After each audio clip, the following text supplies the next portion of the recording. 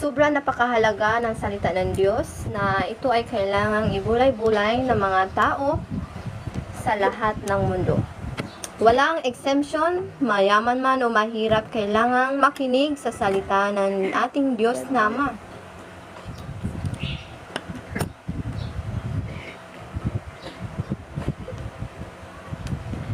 So, sa debate, may tanong sa akin.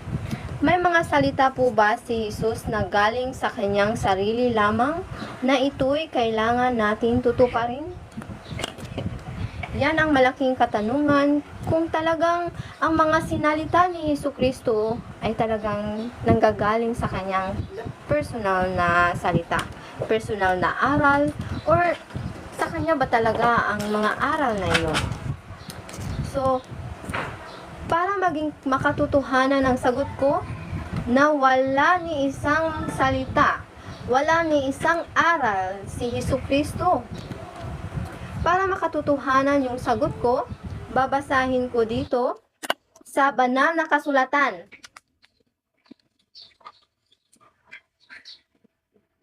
Sa aklat ng Juan, kapitulo 12, versikulo 49 hanggang 50. So, in the book of John, chapter 12, verses 49 and 50. Babasahin ko sa Tagalog. Sa Tagalog.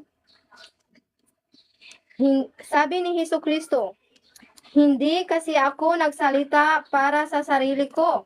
Ang Ama na nagpadala sa akin ang nag-utos kung ano ang sasabihin at ipapahayag ko. Alam kong ang mga utos niya ay nagbibigay ng buhay na walang hanggan.